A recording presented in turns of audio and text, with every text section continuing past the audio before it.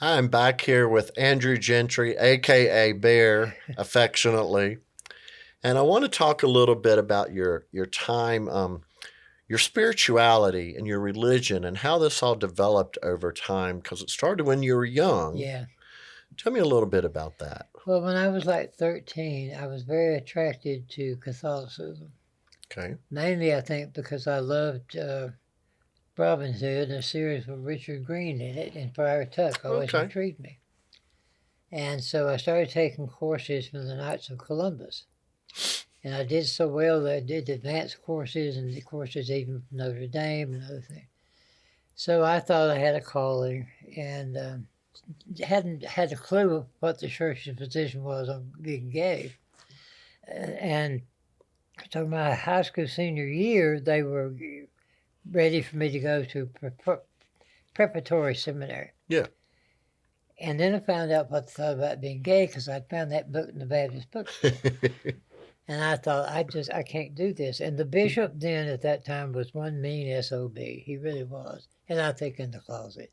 And I think that's why he was to me. Hmm. And so finally, he was sending me the papers and everything. So I told him to go and do what is anatomically impossible, supposedly. And but I never had lost this sense of calling. And when I was about 19, I saw an article in Newsweek magazine, and they featured a man by the name of Bishop Bartholomew Joseph Cunningham, who was a Byzantine Rite bishop in Mora, New Mexico. And he was asked, because this is the beginning of gay lib and all this kind of thing. He said, "Is there?" The reporter said, "Being gay, is that an impediment to ordination?" He said, "No, it's not at all." So I thought, hey, this guy, maybe we can get along. So I wrote to him in Mora, and I had no address, just to Mora, New Mexico. Well, Mora is only about 400 or 500 people, and how Okay. many Byzantine bishops are in 300 or 400 people in Mora, New Mexico? And he wrote back a very kind letter, and then for 2 years, I tutored under him. And I had started reading when I was 13. I had read Summa Theologica when I was 13. Didn't understand a word of it and can't remember any of it, but I read it nonetheless. But I never saw being gay as anything bad. And I remember the first catechism when they talked about purity. Well, purity Hmm. in its original meaning in Greek is singleness of purpose or Mm-hmm. Mm-hmm. singleness of mind. It has nothing to do with our biology. Right. But this old priest was talking about how it was a terrible sin to masturbate. Of course, he wouldn't even use the word. And talk about how many children you destroyed. And I thought, my God, I've committed genocide. But I decided that I could not do this. So Hmm. Bishop Cunningham was much more receptive. And this is also the beginning of the anti-war movement. And so after I was ordained in New Mexico, I came back to North Carolina, was at Gaston College, and the head of the law enforcement department, they call it police technology department, decided I was a commie pervert Oh. working Oh. for the National Council of Churches, which was Okay. a lie. But I was chaplain at a youthful offenders camp. I was one of the few chaplains there that was there every week. Now I liked these kids, but the commandant was a right-wing Trump Nazi-like person.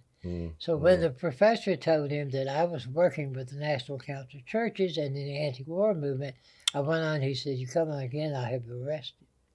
Oh. So I didn't get to work with the guys, but the guys smuggled out a letter saying that they would protest, and I said, "No, don't. You just get in trouble." And that youthful offenders camp, at one time, they imported an entire street gang. And the street gang raped as many of those kids as they could to establish their dominance. And there was a Oh North Lord. Carolina Supreme Court justice named Susie Sharp, I think was her name, and she was take no prisoners kind of person, and she went to that camp and made all the kids strip because she could see where they were beaten and where they had been mutilated, Oh and my she fired gosh. the commandants. Oh my And I wish gosh. she had put him in jail, but they would let me before they found out I was a commie pinko. They would let me take these kids out for like 3 or 4 hours. And there was a guy there, he's about 5'8", 18-inch arms, just, I mean, a bodybuilder. Everybody called him Huck. or Huck, usually with Huck. And Huck asked me one day, said, "Can you take me to see my mama?" Well, she lived in Charlotte, and dumb me, I didn't realize by cross county lines I was. Oh. But Oh. I took him, and we got back, and Huck said, "I want to arm wrestle you, Padre." I said, "I don't have a chance." He said, "No, come on, arm wrestle me." So he said, I'll give you a little bit ahead. And he almost couldn't beat me. And he kept filling my arms. He said, "You're cockstrong." I said, "What in the world is cockstrong?" He Right. said, "Like a hard on. When you need it, you got it." I said, "That's the definition I will have to remember." But I always felt like that I've always been interested in caring for and helping other people. And I always saw it within the context of Christianity. Right. But as I got older and as more I experienced, I began to realize that there's a profound difference between spirituality and religion. Religion's a control mechanism. Yes. Spirituality is an exploration. If you look at the spirituality of Jesus as opposed to the religion of the Christ, they're very, very different. There's nowhere Jesus says, "You have to do what I say to be loved and accepted." It's quite the contrary. The term that the evangelical jihadists love to use, which is "my personal Lord and Savior," that does not ever occur in the New Testament. There is nowhere in the New Testament that happens. If you read the thing like the Gospel of Thomas, which is considered a non-canonical book, Right. it's a fascinating book. And the early church, when it was Jewish, was much different than when it became Gentile and became part of the Roman Empire. I mean, Jesus didn't teach hierarchy. There were no princes of the church. There might have been a few queens, but there wasn't any princes of the church. Right. And the early church did not see itself as an institution. It was a community holding things in common. And Jesus makes it real clear. It's not what you say, it's not what you believe, it's how you conduct yourself, how you love someone. How you act. Yeah. How you treat your fellow how man you treat or your women. fellow man. And he was very radical. I mean, the fact that he talked to the Samaritan woman, he broke cultural mores right and left. Number one, talking to a woman, discussing theology, and to a woman that was, quote, mixed. Mhm. You know, and that I was telling Scotty, the one person in the Jesus story that amazes him is a Roman centurion who's gay. Because the centurion comes to him and said, "Will you heal my servant?" But in the original translation, it's "my beloved one." Oh. And of course, the church tried to hide all that, you know. And they don't, and the people now don't realize that the word homosexual didn't even exist until the 19th century. I mean, there just wasn't that concept. And I had a friend who witnessed in Eastern Europe the same-sex weddings that's been going on in Orthodoxy for years, but they don't call it that. But it's the liturgy of St. Sergius and Bacchus. And I love these two guys. These were Roman centurions, and they were both martyred. And the story from the very time of their martyrdom said one of them began to falter. He's being persecuted and tortured. And the other one appeared to him and said, "Hold on, God has prepared a room for you and me that we will be together forever." You know, that to me That's is what beautiful. it's about. That's It really beautiful. is. But that's, I mean, and my grandfather, my paternal grandfather, was a clergyman. He was a graduate of what then was called Trinity College, which is Okay. now Duke University. Right. And he came from an aristocratic family, but he chose to live very simply. And he learned from a emancipated slave of his family carpentry. And grandfather always referred to him as Mr. Hayes because, of course, the slaves often took the name of their owner. Right. Right. And Grandpa never believed in slavery, but he was very educated, very, very, almost very Edwardian. And he would say to me, "To whom much is given, much is required." And he lived that life. And my grandmother was the same way. And they were so funny. They were married lacking 3 months, 70 years. Had 11 children, and my mother was the baby. And one time I said to Grandpa, I think it was their 60th, I said, "Papa, do you love Mama as much as you did when you first married her?" He said, "No." And I said, "You don't?" He said, son, if I hadn't learned to love your grandmother more after 70 years, 60 years than when I Right. first started, I hadn't learned anything. And he was very forward looking, very kind of ecumenical before the term was there. And I learned that from him and grandmother. And it's where I got the love for the proper South too, because you get so easy to enjoy that. And I wrote a short story on it. And that's what I loved about Designing Women. That's one of my favorite series. One of mine too. True. You know, when I was in England. It's one guy that I met. He said he played an organ. He was quite a very famous organist, and he loved Atlanta. And he had this maid who he adored, and he would say, "I do declare." I do declare, because that's what she said all the time. Yeah. And he had the accent down perfectly. I do declare. And I said, oh, Mammy knows everything. And my grandmother, Gentry, when she was an infant, was given up for 8 years by her birth mother because her birth father was a low-down SOB who was a violent man who finally was killed by federal troops because he was in the Klan. Oh. So grandmother Gentry grew up, and her name, as they say in South Carolina, Mary. Not Mary, but Mary. Mary. Mary Jane. And she grew up speaking Gullah. And she spoke Gullah, and as she got older, of course, she lost a lot of it, but she'd speak Gullah. And I used to love to hear some of the phrases. She would say things like, we hoped them, we helped them. Oh, okay. Yeah, we hoped them. And she would say, I'm looking way yonder. And I used to love that. Grandma, where is yonder? And she'd say, it's over there. I remember when I was in the first grade, this kid came from Chicago.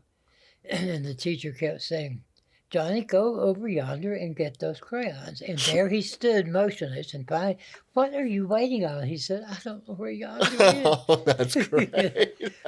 But it's really Elizabethan English. I mean, it's where it comes from. I knew this guy in Atlanta who was a young politico, and he got a job in the Reagan White House. And one day he called me and he said, Bear, I got to ask you something. I said, what? He said, what is nary a thing? I said, nothing at all. He said, no, what does it mean? I said, nothing at all. He said, well, what's tarry? I said, that's when you wait a while. Tarry a little while. And I remember this one African-American kid. In those days in Georgia, you got off for Confederate Memorial Day. So I said, Israel, how do you feel about getting Confederate Memorial Day? He said, I don't care as long as I get a check. Because I got paid a little bit of extra. Oh, yeah. It's so funny because when I was growing up, it was the apartheid South. And I went to a totally segregated school for 12 years.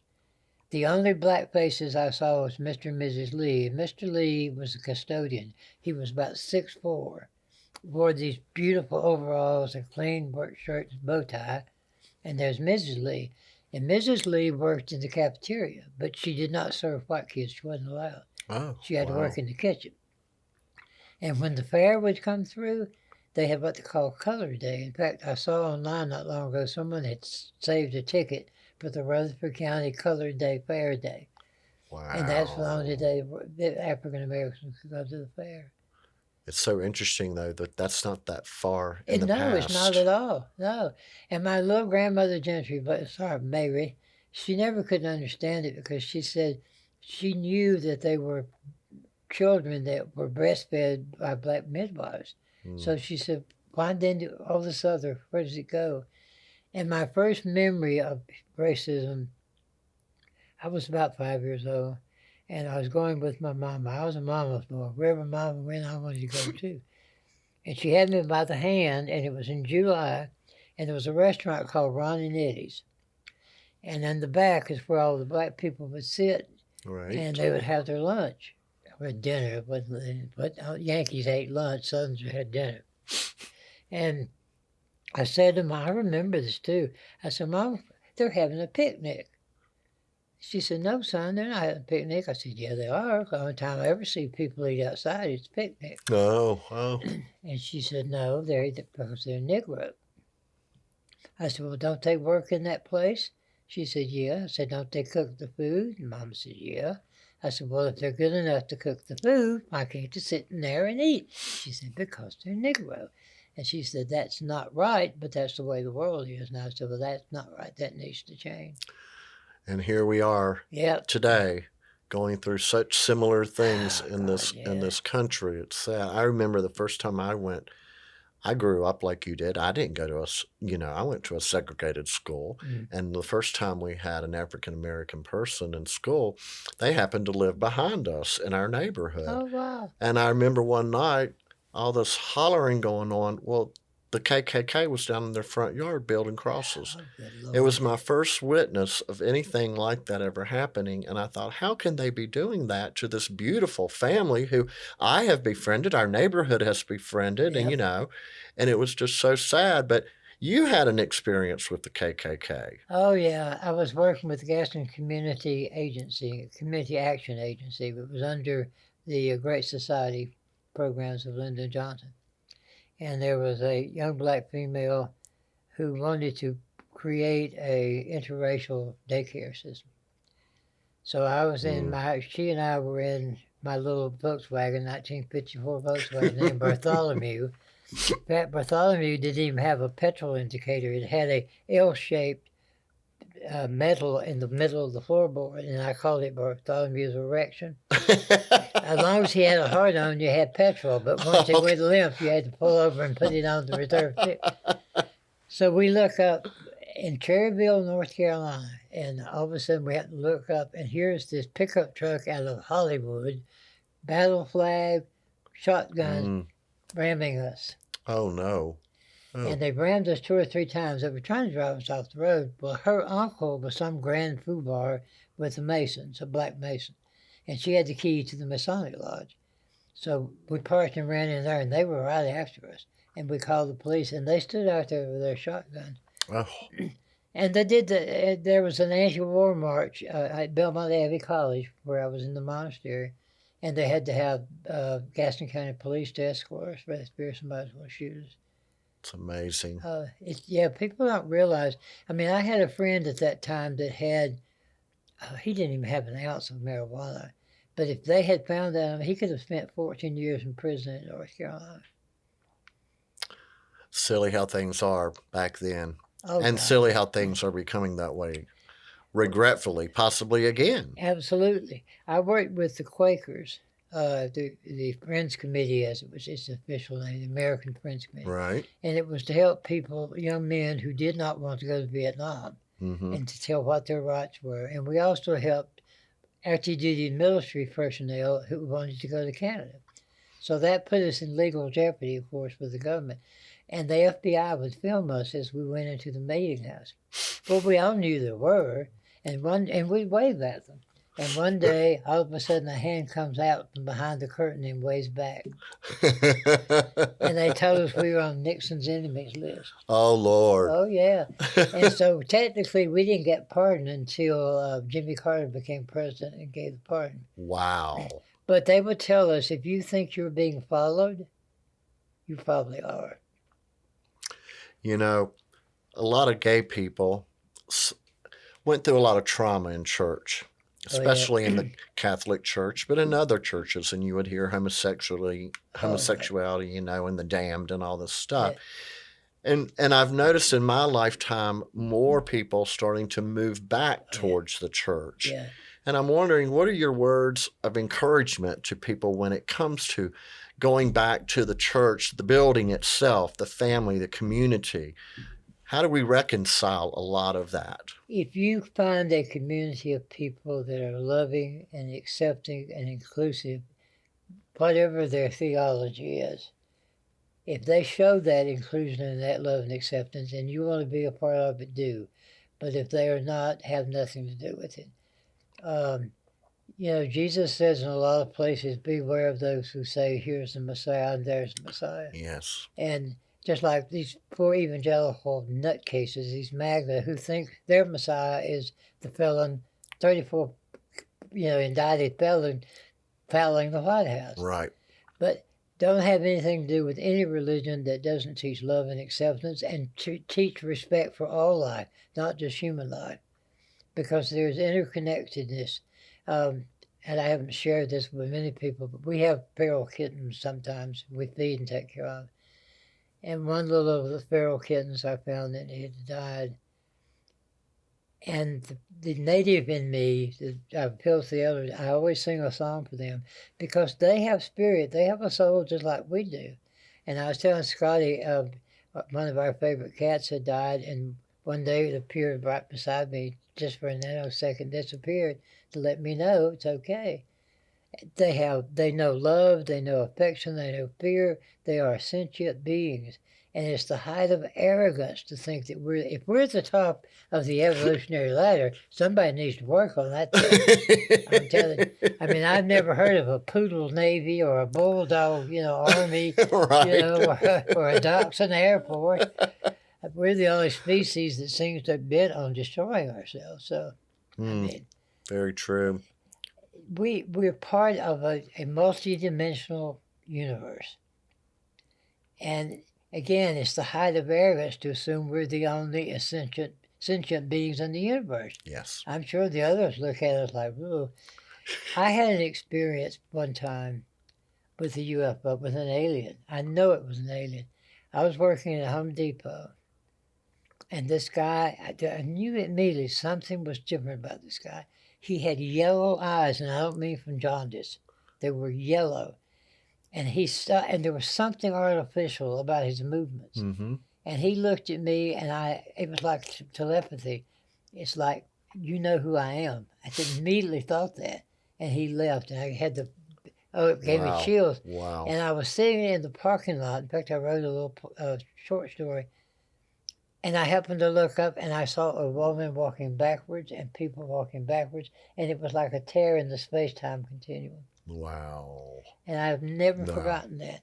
I don't see how you could forget something like that. Oh, no, I don't either. And that alien, I could still see the look in his face. But it was anatomical. It was not corporeal like us, but it was anatomical enough to pass if you didn't pay any attention. But those eyes, I knew, this is something, because it wasn't jaundice. It was the yellow eyes. And then we had that telepathy. It's like, I believe in kindred spirits. I really do. I have seen people that I have never seen before, and there's something that goes on between us. I tell you a cute one. I was working in the Trail Ace Hardware in Atlanta, and this guy, I just happened to see him, and he was with this really pretty young girl, little Southern Belle. And he and I looked, and he broke into this smile, and I did too. And she grabbed him and pulled him away like she knew there was a connection she didn't like between us. And I never forget that because I can still see his face. But yeah, I think there is that. We're all pilgrims. Some of us don't know that, but that's what we are. We're learning as we go. And like Scott and I were talking, I do believe there is reincarnation, but I think I've had enough. You think you've had enough of it? Yeah, I think I've got my PhD in it, so enough is enough. It's like I was telling him the other day, I was having a conversation with God, and I said, your record stinks. I said, you got to work on this. You really got to work on this. I mean, you letting people like Trump and Hitler, you got to rethink this. And I do believe in a presence that's beyond us. I absolutely do. I have a companion that I talk to, and I know that. And I have heard a voice that warned me sometimes about a car coming over. Or, that car's coming over. And it's a voice that's as audible as yours and mine. So you can explain it any way you want to. It's like my friend's a psychologist. He just retired. And I told him about an experience that a hospice doctor told me about. There was an older gentleman who was in hospice, and he was a World War II vet, and they could not, even with a computer, find his next of kin. And they all called him the veteran. That was just their nickname. And they'd talk to him and say, we can't find your next of kin. He said, don't worry, my sergeants won't come from me. Well, one day this doctor said, I came on duty, I saw the charge nurse, and as I was walking toward the nurse's station, I looked in the old vet's, and there sat a young man in a military uniform talking to him. And the charge nurse said, who was that man talking to the veteran? He said, you saw him too? She said, yes, and he's in an old-style uniform. Well, the old gentleman died that night. But they found out he had been at the landing at Normandy. his sergeant had been killed on the beach, and said, Mm. "Well, I guess his sergeant came to get him." Wow. And when they checked the video, I mean the audio tapes, and then they checked the video of it coming in, there was no one came in and out, Wow. and no one signed into the visitors. So when I told this to my friend, the psychologist, who is the eternal skeptic, he said, "That's just your mind." Huh. Yeah. I said, "You're as fundamentalist as a fundamentalist. Just because you can't prove something empirical at this point doesn't mean it doesn't exist. Take Newton's law of gravity. We used to think that was an absolute anywhere in the universe. Right. Einstein came along and said, nope, nope, it's not. Wow. So we're so much more part of than what we think we are. We're so much more apart, and which is why I always say your voice matters, your story matters, and it deserves to be told and it deserves to be heard. Absolutely. Let's take a break right now, and when we come back, I want to learn about your pilgrimage to Asheville and what your time in Western North Carolina has been about. All righty.